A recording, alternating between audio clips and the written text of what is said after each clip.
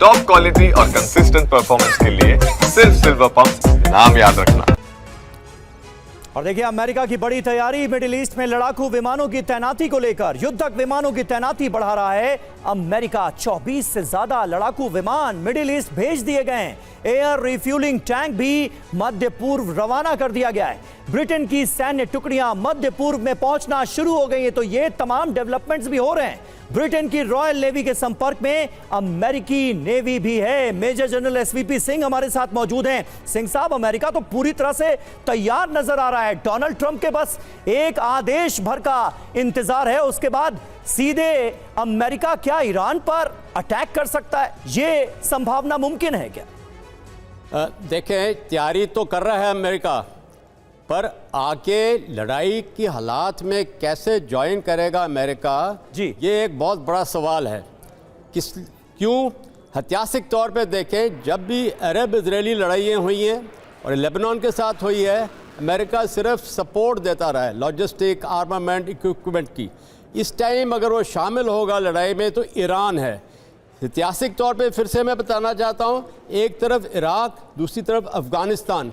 America ने उस लड़ाई के अंदर हिस्सा लिया है और उनको जानकारी है कि कैसे उसको सक्सेस नहीं मिला था, उनके वहाँ पे ऑपरेशन फेलियर हुए थे। और ईरान का जो इलाका है, मिलिट्री जोग्राफी देखें, उसका मिलिट्री इंफ्रास्ट्रक्चर देखें, उसकी मिलिट्री ऑर्गेनाइजेशन देखें, वो इराक और अफ़गानिस्तान से बहुत ज़्यादा ताकतवर है।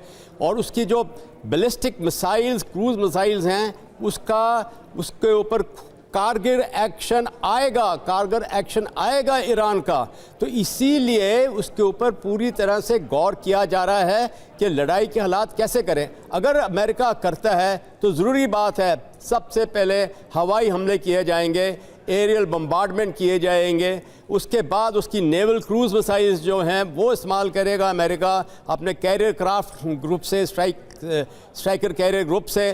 तो ये जो लड़ाई फिर होगी, ईरान उसके ऊपर बदला ज़रूर मारेगा, उसके बेसिस के ऊपर अटैक करेगा, प्रॉक्सी वॉर का इस्तेमाल करेगा। और होमलैंड सिक्योरिटी अमेरिका की बहुत ताकतवर होनी पड़ेगी, क्योंकि ईरान ऐसा एक्शन भी ले सकता है अमेरिका के होमलैंड के ऊपर कोई टेररिस्ट एक्शन के लिए। तो ये लड़ाई फिर रुकेगी नहीं। एक और पॉइंट है, अगर लड़ाई में शामिल होता है अमेरिका, तो उसकी एग्जिट स्ट्रैटेजी है जो उसको सबसे पहले सोचना पड़ेगा। लड़ाई में एंट्री से पहले कैसे निकलेगा इस लड़ाई की हालत में, क्योंकि हाइब्रिड वॉर चलती रहेगी। राइट सर, बिल्कुल। और ऐसे में किस तरीके से इस वक्त लगातार हो रही है अमेरिका में बैठक को लेकर भी खबरें आ रही हैं, और सिचुएशन रूम में जिस तरीके से आदेश को देखते हुए आज एक और बड़ी महत्वपूर्ण बैठक होने वाली है, उस पर सबकी नजर है। लेकिन वहीं तेल अवीव पर जो हमले हुए हैं उसकी लगातार तस्वीरें सामने आ रही हैं, और हमले के तुरंत बाद की एक और तेल अवीव की तबाही का वो मंजर जहां मिसाइल हमले के बाद गाजा जैसी ये तस्वीरें हैं।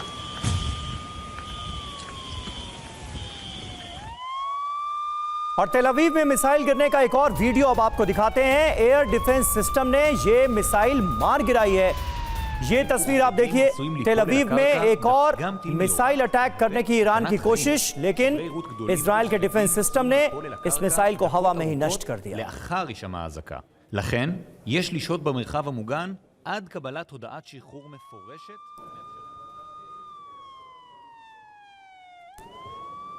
अब एक और बहुत बड़ी खबर है, और ये वॉशिंगटन में उतरा अमेरिका का डूम्सडे विमान, जहां E-4B डूम्सडे प्लेन की लैंडिंग के खतरनाक संकेत हैं, और डूम्सडे प्लेन में परमाणु हमले को भी झेलने की शक्ति है। आपको बता दें, आपात स्थिति में अमेरिकी सेना का हवाई कमांड सेंटर है।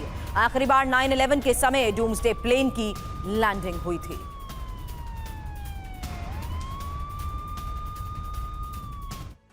और अमेरिका को डूम्सडे प्लेन को फ्लाइंग पेंटागन भी कहा जाता है, और डूम्सडे प्लेन लैंड किया जा रहा है। प्लेन ने लुइसियाना से मैरीलैंड के लिए उड़ान भरी है। विमान मैरीलैंड के एंड्रयूज जॉइंट बेस पर उतारा गया है। ये बड़ी जानकारी सामने आ रही है। E-4B नाइट वॉच कहे जाने वाला यह विमान हवाई कमांड सेंटर के तौर पर काम करता है। नेशनल इमरजेंसी में अमेरिकी राष्ट्रपति के लिए यह प्लेन मोबाइल कमांड पोस्ट बन जाता है। प्लेन में एडवांस कम्युनिकेशन सिस्टम लगे हैं जो न्यूक्लियर अमेरिकी फोर्स सबमरीन बॉम्बर प्लेन से कनेक्ट रहता है। साथ ही सभी मिसाइल लॉन्च साइट्स भी इससे कनेक्ट रहती हैं। डूम्सडे प्लेन की खासियत की बात करें तो इसमें एंटी न्यूक्लियर इलेक्ट्रोमैग्नेटिक पल्स होती हैं। E-4B की 35 घंटे की उड़ान की क्षमता होती है। प्लेन में जवाबी मिसाइल अटैक की भी क्षमता होती है। थर्मल और न्यूक्लियर शील्डिंग से यह लैस है। उड़ान के बीच में फ्यूल भरना भी इसमें संभव होता है, यानी हर तरह की फैसिलिटी है। सैटेलाइट एंटेना वाले रे डोम से यह लैस होता है। अमेरिका के पास फिलहाल 4 E-4B प्लेन हैं जो नेब्रास्का में ऑफुट एयरफोर्स बेस पर तैनात रहते हैं। तो ये बड़ी जानकारी डूम्सडे प्लेन को लेकर सामने आ रही है।